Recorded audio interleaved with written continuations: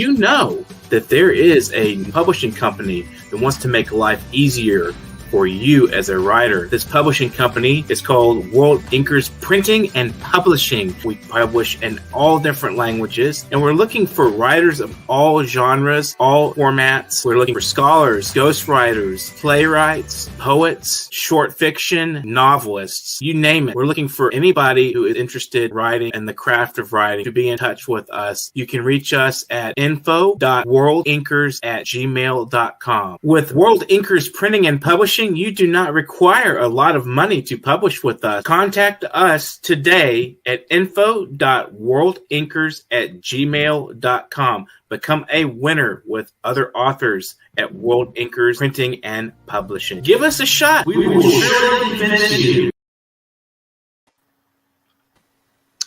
Hello, everybody, and welcome back to Foreign Policy Review. We are here with our regular panel, which is me. Time to introduce us for the first time. I'm Ben Toth from Hungary. We have Billy Bob from the West Coast, CARLO PARCELLI from the belly of the beast in Washington, D.C., and our special guest, first-timer, is WOUTER PEETERS, I think from Belgium, but I think we'd like to know first a little bit about you, if you want to give a little biography, maybe where people can follow you, and go from there. Well, first of all, thank you very much for the invitation. I think the Foreign Policy Review is about the best spot on the internet that you can find to get your weekly updates, and especially since everything was like in rapid, with especially military operation, we need to have quick and conclusive info, and I think the Foreign Policy Review is exactly that. Who am I? Well, in short, I would say that since about 10-15 years, I would call myself, or I try to be a knowledge activist. That is a term, a word used by Jan Blommaert, the late Jan Blommaert. And he said it's very important that some people are just trying to keep studying stuff, and that's also activism. So I kind of lean towards that. For the rest, I don't know. So you hear me all right?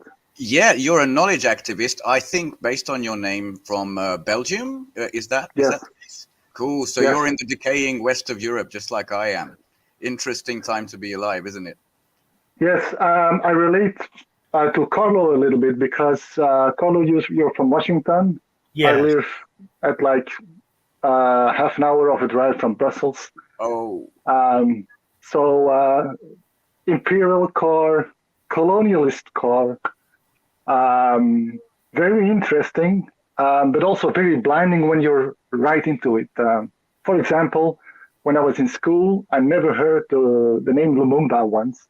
And I was in, pretty good schools. This is stuff that Belgium. you just have. Belgium, they don't even teach you who Patrice Lumumba was. Interesting. Yes. Whereas during the fights in Donbass, there was a Lumumba street. I'm not sure at which theater. Maybe it was in Mariupol, but they kept the memory alive, All right. So what's it like? Just to spit away from the European belly of the beast, from Brussels. Yes.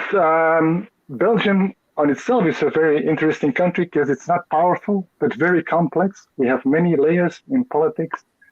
And this is why I think some of the European top politicians, so-called top politicians, are selected from Belgium because of the complexity we are forced into. And at the same time, there's always been some kind of crossroads, power gathering going on over here, and it gives a unique perspective, but it's very complicated, and very little people have a clear view here. Sometimes it's better to be outside looking in, and you see much more happening.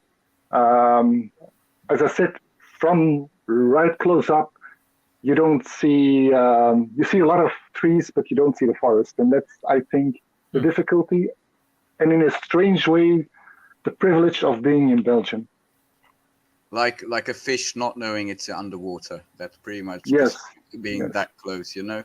Jyoti Bra, head of the CPGB ML party, talked with Garland Nixon recently, and they said that's the issue with the European or the post-colonial, the central Western left, is they have never actually experienced the whip, the boot on the neck, just like the global South has, and that makes a huge difference now that we are living through history, basically with two massive summits. The first one is Russia-Africa, apparently low attendance, which is 49 out of 54 countries. Massive, massive summit, just a superstar event. And then also Mr. Shoigu from Russia went to the DPRK, the first public high-level meeting of the two places, met with Kim Jong-un and enjoyed some a gala festival, and of course browsed some weapons based on US drones, which are both fascinating. I'm wondering, what do you think about these events on these very stunning anniversaries? DPRK, by the way, which is People's Korea, North Korea, has a 70th anniversary of the Korean Armistice Day, but in their language, it's the day of victory in the Great Fatherland Liberation War. That's when Shoigu arrived, and the Chinese delegation as well. And that was July 26. July 27 was the day of remembrance of the children's victim in the Donbass, which nobody in Europe seems to know about, but the Russians remember very well. The Alley of Angels was covered with flowers. All the embassies of the West in Moscow were protested at with people carrying the portraits of children who died some 10 years ago. Sorry, I just dumped a lot of information that I had freshly in my head. Can I jump in before? Yes, I just wanted to, if I was going to introduce Peters, I would just refer to him as somebody who has watched our show since for a while now, but always comments and always has input and is a wealth of information and speaks directly to the content of our program. So he's very well informed. He's been a Facebook friend for a while, and we've just appreciated his commentary, on our programs. So we're very happy he came on. So it's not easy to step out of your comfort zone and get in front of a camera and stuff. So we appreciate that, and I kind of feel cringy for putting him on the spot and making him talk about himself. But he did good. There's so much to talk about, and we really need to encourage this kind of thing that we're doing here and utilizing the tools available to get this information out. So I'm thankful that Peters finds us informative and finds us useful, and I'm glad he was happy to step out of his comfort zone and come on. So Ben, a lot of things to discuss. Yeah. You just brought up any number of I'm topics. Sorry. Yeah, thank you for the course correction. I love the Shoigu, North Korea. I mean, that's great. The U.S. kind of just told China, hey, you better get your dog under control, or we're gonna get it under control for you. So. And then the Russian West defense lives minister in their own reality, So, Peters, what about you? So Ben gave us a lot of stuff to discuss. What is the top one that you would like to that's stimulating your gray matter? Well, probably the fact that we should de-diabolize the DPRK and all the radical, successful left-wing revolutions. And that is something that's very hard to do right over here. I don't know how about you, because you always have to do the disclaimer, these are dictatorships and all that stuff. And then once you go through that, there's no discussion anymore. You coined a phrase, man. De-diabolize. De-diabolize. Make it less diabolical. I think that's a wonderful phrase for this, because by the way, people should remember, before around the 2010s, the DPRK was just another socialist country. It was like Cuba. There was nothing special about it. That's when it began, this diabolization of the DPRK or People's Korea. Like, people eat rats. They have one train. People get executed by air defense cannons and shit like that, and get eaten by piranhas. So that's when that began. So it's impossible to touch in the West, isn't it? Before saying that's this dictatorial hellhole. Good point on de-diabolizing. I'm trying to practice that word. I just tried. I'm still working on recognizing my indoctrination. And sometimes you see through, and I have so few people who can openly discuss things. So I'm still a little bit cramped up. I know that I studied a little bit about the Xinjiang so-called genocide. That was one of the first discussions I had that I really, because that's kind of a simple thing. There is no proof. Show me the proof. That's the only thing you have to repeat to people who claim that. And nobody came up with something. Even after 2 months, after 100, 200 Facebook discussions, and then, you figure things out. But the same thing, what Gaddafi did was semi-socialist, and the same thing, diabolization all the way. It's not really an answer to your question, but no, it's good. Yeah. You have to look both at the available information and the sources, because you mentioned the Xinjiang cultural genocide of the Uyghurs. Yeah. And mostly, if you ask for the sources, it went to one place, this radical Christian called Adrian Zenz. Most of the stuff came from his imagination. He's like the Solzhenitsyn to the Soviet Union. That was him to China. Yeah. Just basically all the Arab countries have sent delegations to Xinjiang since then, and they said, sorry, we just don't see evidence of the crimes purported in the Western media. Yeah. Something similar needs to happen, by the way, to the our image of the DPRK color. And the propaganda is so entertaining. I can't remember her name, but there's this young woman who's been making the rounds actually for years, spouting the most ridiculous propaganda about North Korea. Yep. Yes. For example, that when the trains break down, the passengers get out and they push the train. Now, there's one train. But you'd think, the American population being sophisticated, and I'm being sarcastic here, would see how absurd that notion is, but they don't. She goes on Joe Rogan's show. She gets, 6 or 7 million views, and people actually believe that stuff.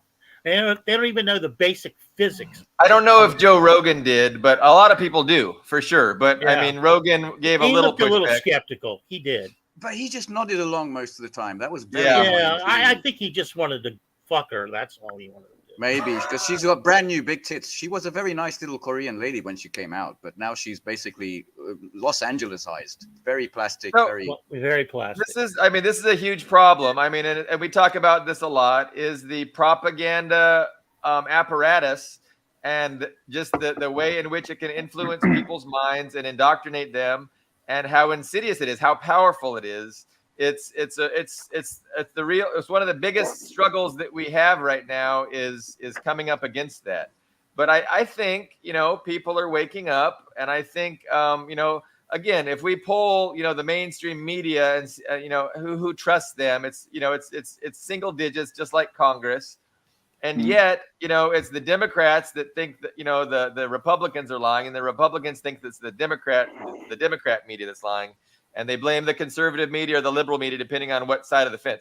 But that whole entire paradigm, I think people are slowly waking up to that. It's, that's not really where it's at. All of it is an ideological construct, and it's entirely detached from objective material reality, which actually guides the policies of the ruling establishment, that divides itself into two wings and gives itself the veneer of a two-party, democracy.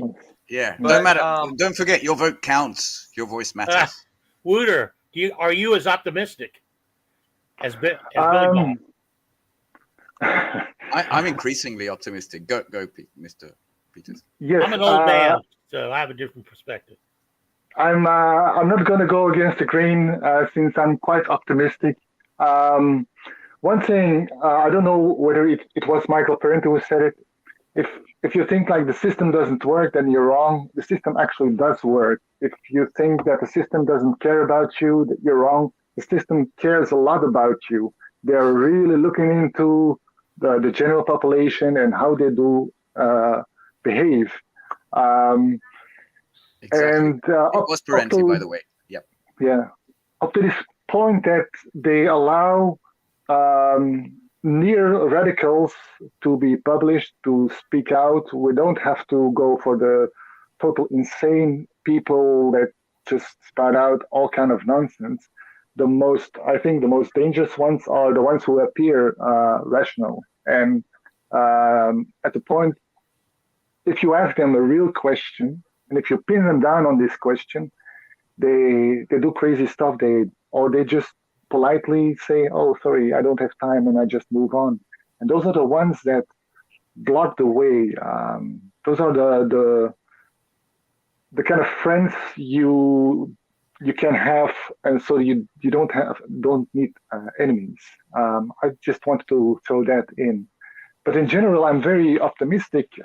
One of the points earlier before the show that we mentioned is the fact that for the first time, I think, and I want to check up on that with you guys, for the first time in history, we have the strongest economy led by a communist party. And if you start analyzing from that point on downwards, things start to make sense. And, we should be wide awake. It's so new to us, I think, that this is happening. Is this as important as the Russian Revolution?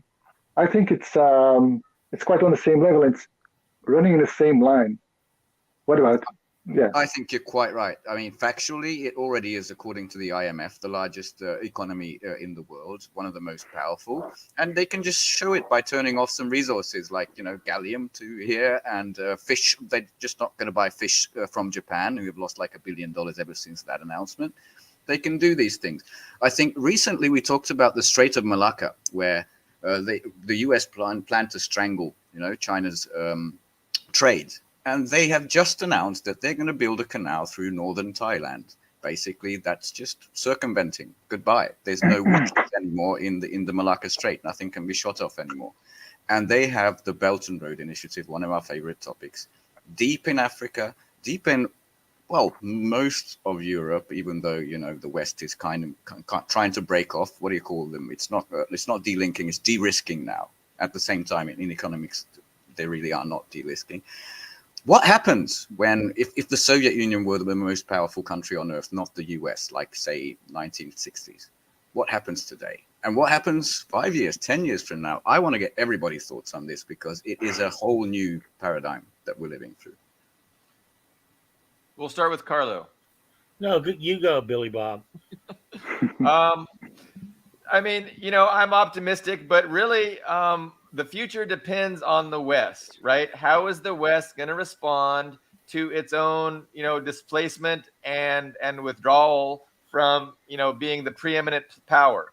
So I'm not sure they've figured out, I'm not sure it's set in stone exactly what the West's plan is to China's ascendancy, to, Russia and Iran, BRICS, the Belt and Road. I mean, all those things, the de-dollarization, I'm not sure the West has made a decision about how to respond to it. I think, it's still up in the air.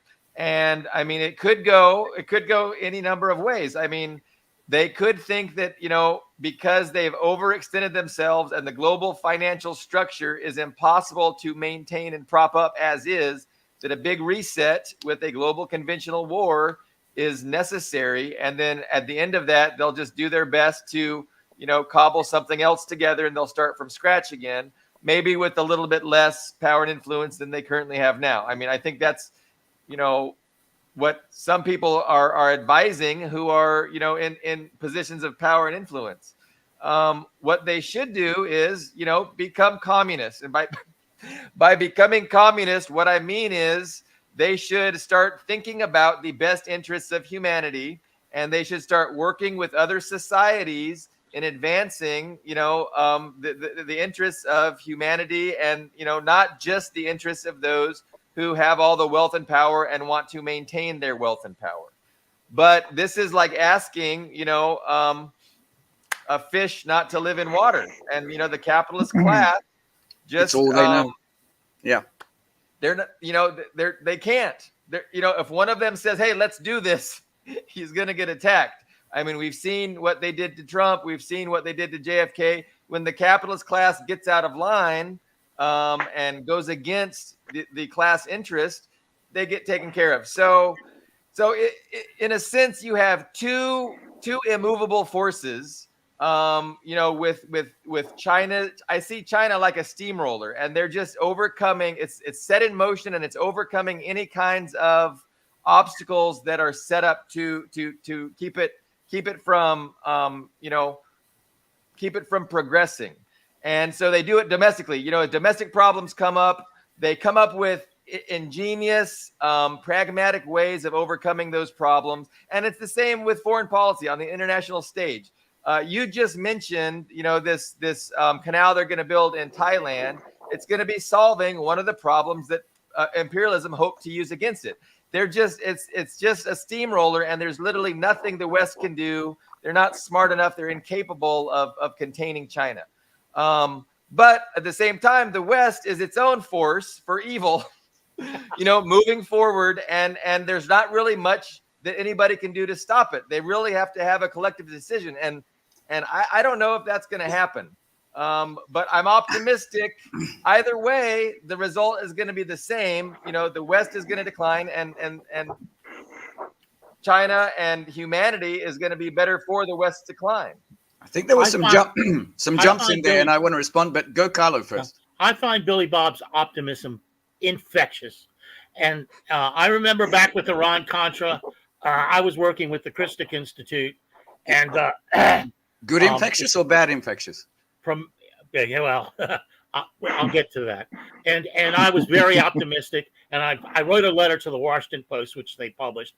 And I said, the Post is missing out on one of the greatest changes in U.S. foreign policy in my or anybody else's lifetime, and nothing happened. They basically killed it, squashed it.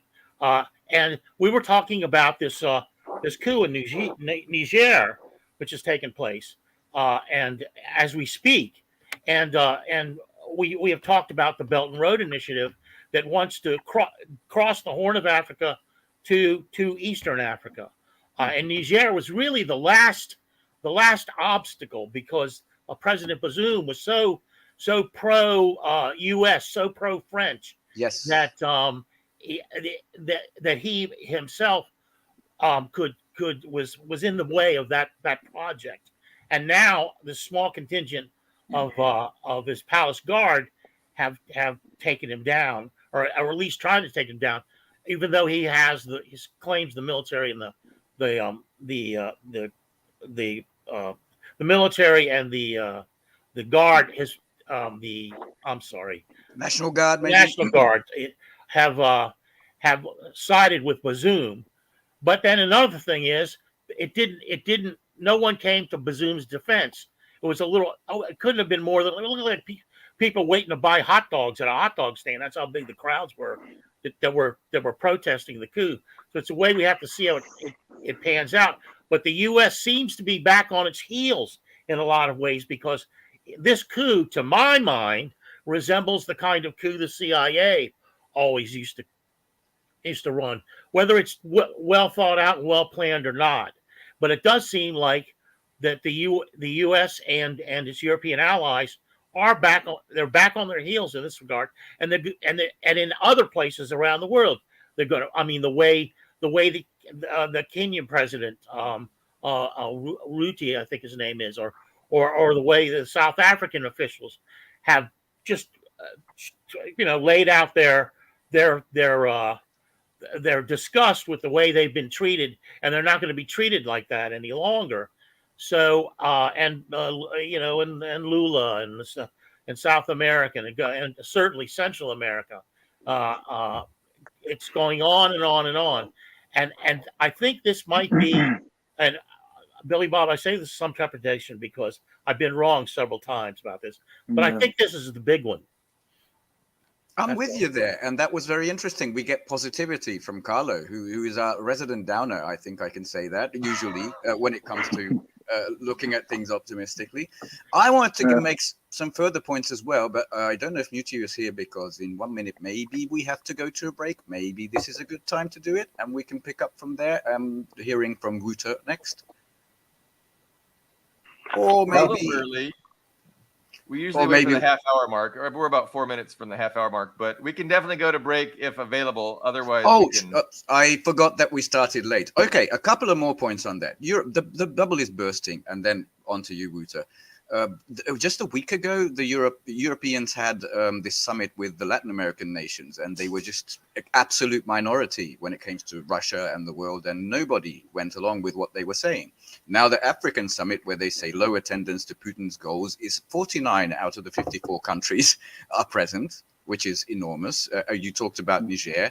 Also, the president of Mali is there, and he just 2 days ago removed French as an official language. Goodbye. It's the end of basically what was the decolonial struggle after World War II. Wasn't really successful, was it? But Russia was there to help, and Russia is here to finish the job. That's my impression. Billy Bob, I think you jumped a little bit from the Communist Party, the CPC of China, so ideology to actual, brick and mortar economics. I don't think, China is a socialist country, under development, as they would say. They don't export the revolution. They don't export their way of thinking. But they're a good example. You don't even have to call it socialist, of planning ahead, 5-year plans, achieving what was only dreamed of in 1949 when the Chinese people rose up. I think that will have implications across the world. And as a final point, I would like to add that Hungary was one of the first, again, among the little Western European puppets, to see the trend first. Because the first day, which was yesterday, of this Africa-Russia summit, was a little conversation between President Putin and al-Sisi of Egypt, which has its financial troubles. But immediately it was announced that in the Suez Canal area, there would be a Russian industrial zone meant to service Africa. And Vladimir Putin said Africa can not only feed itself, but export foodstuffs. And we were the first, with President Sisi today, Siarto said, we signed a deal to create a railway vehicle production line in Egypt meant to service Africa. We are the ones to see the writing on the wall. Africa is out from under the yoke. It will finally rise. We want to be a part of that rise. That would be my points to add to what you said. But let's go back to our guest, WOUTER. I just wrote a couple of things down. The fact that we need to be cautious with our optimism and that we may struggle with it because there's not a lot of signs for real cautiousness. It's just because the situation is so new. We've been wrong about stuff, I think, all of us, in our optimism and sometimes, in our pessimism as well. That we don't see opportunities and we don't see, lights shimmering through the foliage because we're not used to it. I wanted to react on Billy Bob. You started with everything is about the West and what the West is going to do, but then we kind of moved around that. I would try to say, does it? Well, that's good. I mean, that's a proof of a flexible mind.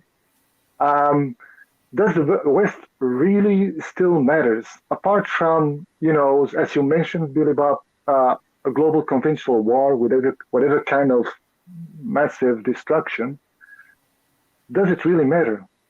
And I would throw on top of that, I think if China wants tomorrow or next week or next month to have the dollar being in crumbles, it can do that. It can install some panic here and there, and then just give a couple of pushes at the right moment, and it's just sliding down the slippery hill that it's already on, that it's built for itself. China is not doing that. And that is, I think, a proof of responsibility. No one wins if an empire in decline is injured very heavily. The empire in decline, the best way, and I think it was a couple of shows ago, should not be aware of its own decline until it's there and nothing can be done about it anymore. And just let them believe that they still can do everything like in the old days. Which they still do So- to a large extent, don't they? They still believe they can dictate everything. They do believe that. Yeah. But this is the thing that I read a couple of years ago, that China is going for a soft landing for the United States hegemony. That's a great It's very point. important. Peter. Great point. They're managing it. It's a decline. They're trying to manage it with the least fallout, the least amount of negative externalities that are going to result to protect societies, to protect the developing world that's always going to get hit worse in a global financial crisis. So you're exactly right. I mean, that's a great point. I totally agree with that. It's about managing this very unprecedented time, which only comes around every few centuries. Friend of I the think- show, Regis Tremblay, said the same. Managing this decline is the biggest that was job it, for China. Yeah. Maybe the only comparison or analogy that we can find is when feudalism was replaced by capitalism, and feudalism, I think in Russia was not really replaced by capitalism. There was a little bit of capitalism, but it went socialist, without that capitalist phase. They jumped. I So don't did know. we in Hungary. Yep. Oh yeah, but the feudalists. Last show it was mentioned, qu'ils mangent les brioches, that they eat cake. This mentality of then they'll do whatever they do. We're in power, and the power is self-sustaining, and we don't have to be smart, except from a smart dog like Kissinger trying to, on his last legs, do something, of whatever. The rest is, too full of themselves to really. So you're speaking of the limitations associated with capitalism, and when you have a government that's only concerned about benefiting, maintaining the preeminence of a small group of wealthy and powerful people. Like when that's their whole objective is to maintain power with these wealthy, powerful people, and they see a better government that's going to, do more than just that. A better government, like a socialist government, that's going to actually care about improving the quality of life for the vast majority. That's a threat to their interests. But there's just severe limitations associated with a governance of that kind. That's why socialism is far superior, because it's not just constrained by maximizing profit for people who are already obscenely wealthy. But I don't know. Was that what you were saying? Because that's what I took from what you were saying. But if you were making a different point, you can clarify. Or Carlo can jump in. Don't we have to go to a break, though? I think if MUTIU's around, then let's go for this break. Get back to you after that. Take a break. Yeah. That was nice. He didn't cut me off. Well, break time. Come on. We should carry on then. Yeah, we can carry on. I had things to say. I think a lot of the truisms you just said were inherent in what WOUTER was saying, but maybe the question is, do they really have that force, the divine right? In a world where the quality of information available to poorer communities is doctored, tainted, and sometimes regressive, where the words fake news have come to mean other people's opinions, it is vital to rely on news platforms with journalists who have feet on the ground and can report the truth. New York PARROT, a New York-based national and global news outlet, is changing the narratives of media operations. We focus on the news that matters, like self-empowerment, entrepreneurship, finances, health, security, politics, and more. We strive to curb violence, racial and economic discrimination, and to promote peace and socio-economic development of multiculturally diverse world. As we give voice to the people, we also give your business a voice and make it heard. Get your product and services off the ground by advertising on our fast-growing platform. With so much of daily visits to New York PARROT, you can't afford to be invisible to prospective clients on the website they trust the most. Our post reach millions of people across the New York State and around the world. Advertising on our news site will unlock an audience of thousands of potential customers on your doorstep. New York Parrot is born to prosperously speak tomorrow for the voiceless.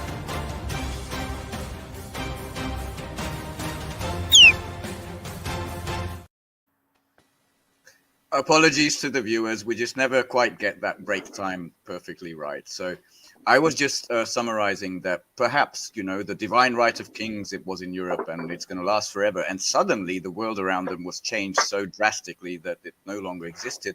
I'm wondering if the West really is relevant in today's world that much. Does it actually have that force, that power, you know? Because two things happened at these two summits. Both of them had massive arms expos and bonanzas to buy Russian arms, which have demonstrated their superiority in Ukraine. I mean, you just can't miss the burning Western NATO material there. And people think this doesn't have an effect. It has a massive effect. So it usually, the West had massive diplomatic power. It can just sanction you. It can just threaten you with all kinds of economic crap or with weapons. Once taken off the table, the second is taken off the table via de-dollarization. I'm wondering if we are more advanced, more forward in this process than we think we are. And with that, I guess I'm on the more optimistic side. WOUTER, did I get part of that right, of what you were saying?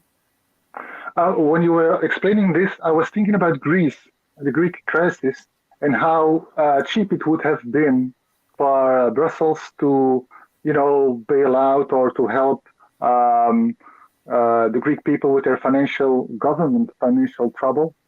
It discussed much more the fact that Brexit was bad on the international stage and all that. It doesn't matter how much it costs. They're not really being, in fact, good capitalists. They're more like imperialists. Greece had to serve as an example of don't do this, don't mess with anything in Brussels. And they were quite successful in not letting the Brexit happen, because I think if there would be a hard rupture, and this would be a precedent, the unity or the so-called halfway unity that you have in the European Union would be nothing at all. We see this in the Ukrainian conflict as well. They don't line up properly. This is like a halfway United States of Europe, and we want to be individualists as well, which of course lines up very well with individualism and capitalism. There's no collectivist spirit. Where would this class of people, lots of them are from our generations that lead Brussels, where would they have learned collectivism? Yeah, and then I think, Go on. And then I think, Ben, because you had, maybe that's for another time or something, you've had a different upbringing, I think. And for me, that's very interesting to know what it was like to grow up in a socialist country. And but that's another thing. Yeah, I watched Douglas McGregor talk to someone again, and everything he talks about before 1990s and on the other side of the Iron Curtain when I was is bullshit. I absolutely know that for a fact because I've seen it. I've talked with the people, my grandmas, my babushkas here, who saw the 50s, the 60s here. So it's the absolute opposite. So I didn't want to go in a misdirection, but what you mentioned, the Greek crisis, we're talking about today of Rhodos burning and they wanting Russians to help with putting out the fires, but they just don't have the courage to ask them. You are talking about the traitors in Syriza who failed to exit the EU and have their own currency. And yes, that would have been a domino effect way earlier, I think, than today. Yes. 3 out of this week's, last week's 7 days, Huxit, the Hungarian exit, was trending. And our former central banker said in just a year ago, the concept of exiting the EU was maybe 10%, absolutely low. Well, now it could be a solution to a lot of our problems. That's happening here too, with a lot of bad domestic stuff that I don't want to minimize. On the international arena, we are finally acting like a sane little country. My tidied up responses to that, but yeah.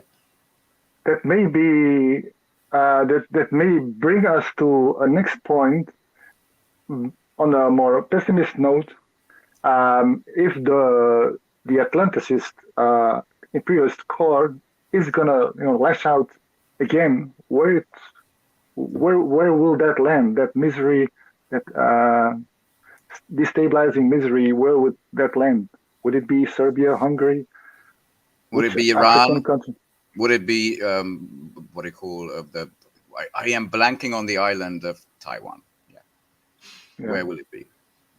So for cautiousness, I think we should keep at least half an eye open for, considering Ukraine is not the last proxy. Absolutely not. Those people, they never sleep. I'm here, and they're working 24/7 to spread mayhem around the world. True, Carlo. Position of power.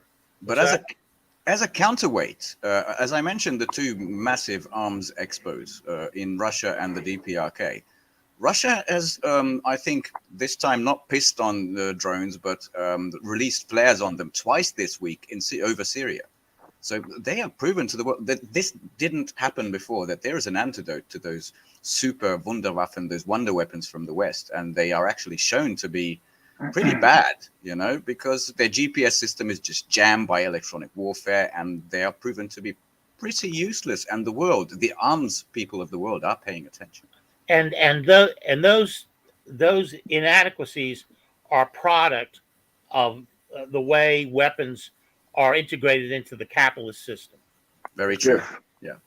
So, the military-industrial complexes of Russia and the US couldn't be more different. Go, Billy. We've hit on a few times, but somebody just made another great point, saying Ukraine is not the last proxy, because of course they're like they're one of the first proxies. I mean, there's been ISIS and Al Qaeda were also proxies, but as far as a nation state goes, just to sacrifice itself on the altar of imperialism, they're the first. But my point to that would be, I think a lot of people are seeing that that's not a good idea.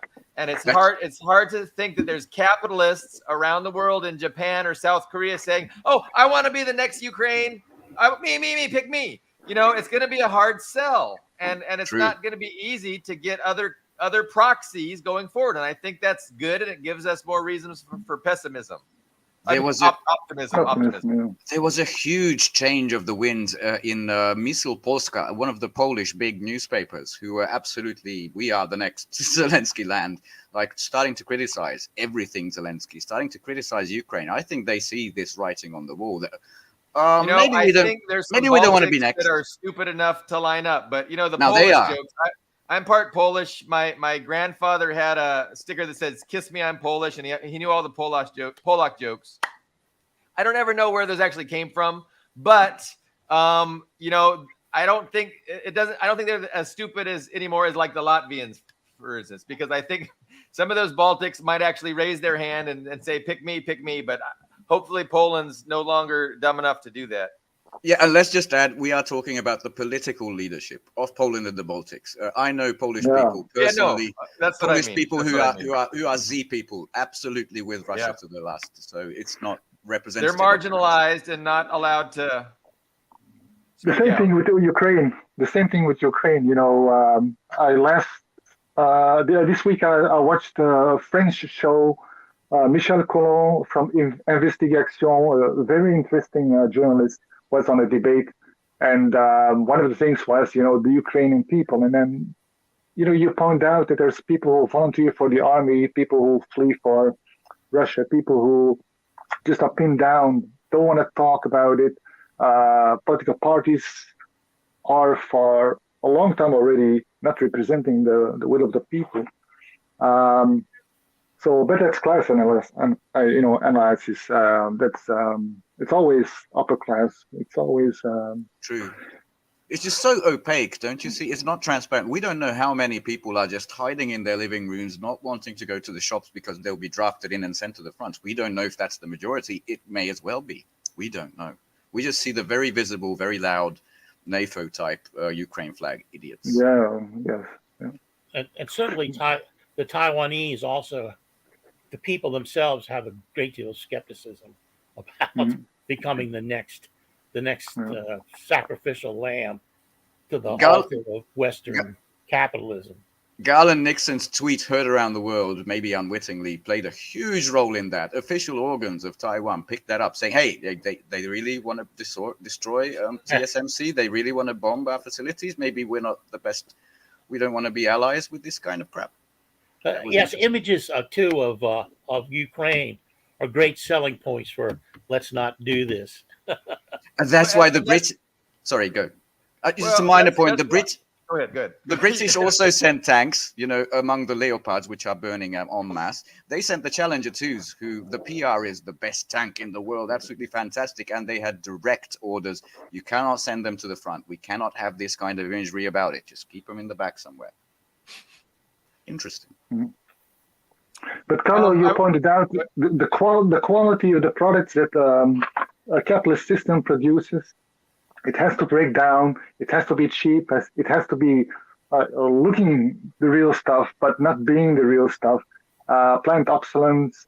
The more maintenance, the better, because that brings a lot of money, after sales. And on a battlefield, you cannot do that.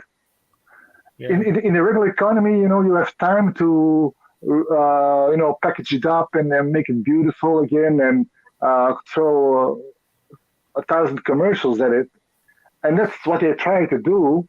That's but the point. The battlefield, in the beginning of the year of last year, I saw a very interesting cartoon. There was two Russian soldiers walking in Washington or New York, I think New York, and one said to the other, "I think we're losing the soft power war." Of course, it's an extrapolation; it's exaggerated. But when it comes down to it, life is materialist and not soft power. And there's the real world. Right. That's a crucial point you made. There is a level of delusion. What you're talking about is right in their textbooks. It's called planned obsolescence. And I knew Pierre Sprey, who worked on the F-35, was one of the key engineers of the F-35, and then turned against it because it became a boondoggle. And it just infuriated him that he could not get through to these people that U.S. taxpayers were paying enormous amounts of money for a plane that is inoperable. And now you occasionally hear beyond F-16s that people want to purchase, other countries want to purchase F-35s. I don't know why. It's totally absurd. Yeah, they never fly. Every fortnight, I've seen something of an accident on the runway or a bird strike or something with that piece of crap. But a crucial point that WOUTER made, and I love it, is they're supposed to look on a PowerPoint presentation, look great there, look great in a movie. The Die Hard movie had F-35s, and that's it. It's at an expo for selling, not really perform well on a real battlefield, and not be sturdy and something that is maintained easily even during mud and horrible. That's still Russia. Russia experienced the Second World War more than anybody else. They learned these lessons. The US has this, media power, but also a military industry that looks great in the media. I think that's a beautiful point made. And education, I don't know, Carlo, Bill, about the education system in the US. I mean, one of the things that we in Western Europe criticize, we don't criticize the US in general too much, but the education system and the healthcare system, that's not as good as ours. But we don't look at Russia and see maybe theirs is better than ours. Anyway, great point. If you don't get engineers, you cannot do a lot, I think. I'll respond to that, but I think Billy Bob wanted to too. Well, I was going to point out China leads the world in education. Like they have more STEM graduates than Europe, US, Turkey combined, like by a factor of 4 or something crazy and ridiculous. But they've really developed their education system as far as research papers written. Every single metric, they're number one. All the standardized testing, they're number one. Even the US. champion math team is from China. I tweeted that when I saw the math team and their name was young, like I think maybe primary education math, and it was Mr. Zhao, Mrs. Liu, Mrs. something like that. Was congratulations to you. Second point I wanted to make, yes, China is the powerhouse, but we talked about the DPRK, Korea, under sanctions for I don't know how many decades. When that war ended 70 years ago, most of the arable land, the industrial sector, just like, right now is in Donbass, that was in the south. That was in the well-developed, pushing money in. The north was mostly mountainous land, not very good for anything. Yet, you believe the Yamni Park propaganda. On the other hand, they have a working ballistic missile and nuclear industry. Do you know what kind of talent, what kind of engineering know-how, what kind of electronics chain of industry you need to achieve something like that? That should pop the illusion immediately in anyone's head about education. And yeah, I just want to say to WOUTER Peters on Europe, you're right. That's something we still have a little bit better than America, which is education and healthcare. But damn if it's not been going down and down and down for 30 years. Yeah. And what we learned from the second Gulf War is that the military-industrial complex, like Halliburton, just steals the money. There was a brief article about Stingers being sent to Ukraine, and the U.S. taxpayers were being charged 7 times what the value of the Stinger missiles were. There was a general that talked about that going back to World War I, but everybody knows what I'm talking about with that. And then they can't trace it, can't find it, shows up on black markets. And also, how many times, Carlo, you know this best, has the Pentagon audited itself and succeeded and showed a positive report card? Well, they had a $21 trillion shortfall last time over a 20-year period. It must be under the rug somewhere. I don't know. It's just a little change. $21 trillion. Oh my God! I invite you all to come down here, and I'll drive you around to the Shishi neighborhoods of Washington, D.C. So, in defense of the ruling class, it is not easy. What they do is not easy, and there's no way they can do it transparently. I mean, to run an empire that is predicated on benefiting just a tiny minority of people, it's difficult. So you cut them some slack. Don't expect them to be able to account for what they do, and when they can't, you just understand why. But it's better because when they speak, they freeze. I don't know if you guys have already seen that video of Mitch McConnell, the, 80-something-year-old representative who just froze in the middle of the sentence. Nothing happened. I saw a reference to it, and I meant to watch it, but I haven't seen the clip yet. People said, he had to be carried off in a stretcher or something. He's good. Yeah, and compared to George Soros, he's still young, but it's a gerontocratic public. Compared to Kissinger, everybody's young. That's true. That is even truer. Yeah. But going back for a second to the media machine, if you're weak and you can't really win diplomatic battles or real battles, that's when you need a media machine. That's when people need, like Pavlov's dog, they need to react to the DPRK as bloodthirsty dictatorship. Vladimir Putin, warmonger, wants to starve the world and kill everybody. Give me another one. Xi Jinping, dictator. Iran, ayatollahs with nukes. That's how people are supposed to respond. And the moment they challenge that, Hitler. Nasser was Hitler. The guy Noriega was Hitler. Gaddafi was Hitler. Proud to say Orban was at some point Europe's Hitler as well. Some are just Mussolini, though. We have to be fair about this. Yeah, they're B-level, B-level players. Absurd people.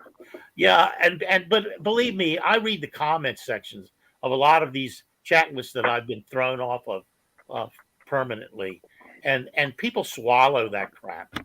They hook, line, and sinker. They do. They're idiots. So I was. It's interesting to see. Speaking of Nasser being a Hitler on the Nile, Egypt. I was, because al-Sisi, he's basically a U.S. puppet. I mean, we installed him because we didn't like the Arab Spring, how it turned out in Egypt, and he's, the military runs that country, and the military is backed by the U.S. So Huge. It's interesting that they're developing a measure of independence, and I'm a little surprised to see that. And again, it's all going in line with the major thrust of everything we're seeing, which is just a weakening of imperialism. Yeah, erstwhile allies like Saudi Arabia have just turned the other way. Yeah. I never thought that could happen in a million years, but it's happening.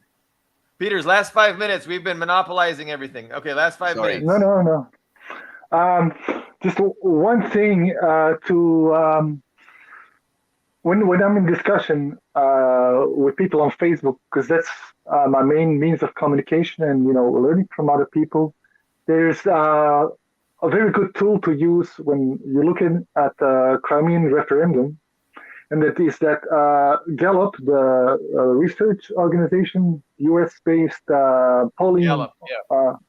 Yes. They had after the referendum in 2014, 15, I don't know exactly. They polled people and they asked, do you think the result, the 90% in favor of joining the LRF, does it line up with what you see around you? So they didn't really ask, what did you vote, but do you have the impression that it's like correct? And about the same number of people, more than 80% said yes. And this is Gallup. So they did that, but they hide it really well. I've never heard of that poll. You have to go to the second page. Yeah. Yeah, the 29th page, to be exactly.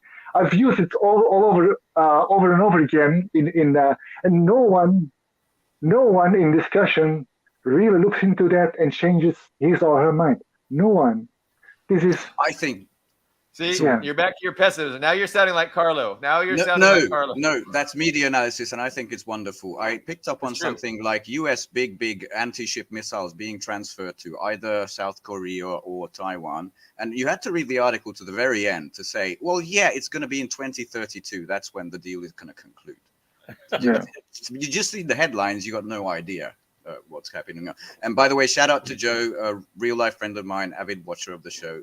Yes, the counteroffensive is failing, I think, in the Bakhmut, which is now Artyomovsk area, but no time for that today. We had a lot of very stimulating topics, I think. So was Joe's last name Toth? Yes, but we're not related. We're just from primary school mates. Yeah. What a coincidence, because I would have assumed that was your relative and you called him your friend, but okay.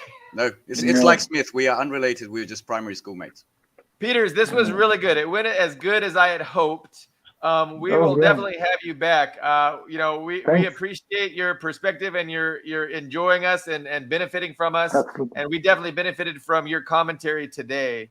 I hope you had a good time too. Absolutely. Yeah.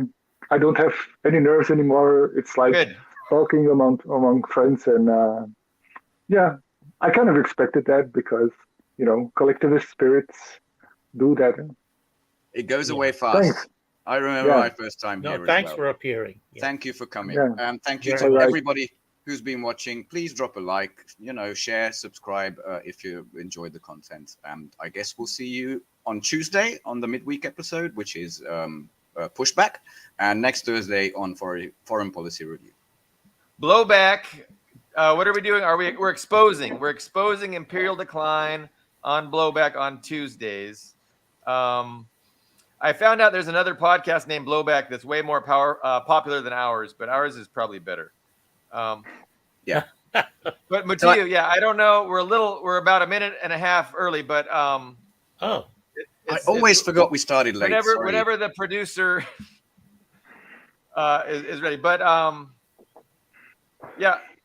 Any other thoughts so we don't sit uncomfortably? Oh, Slug the Pug. Thank you. Yeah, I'm bringing up Slug the Pug because she's being uncomfortably fidgety. So basically, this is how we're going to say goodbye. Concluding thoughts. Maybe we should go CARLO, Billy Bob, and WOUTER.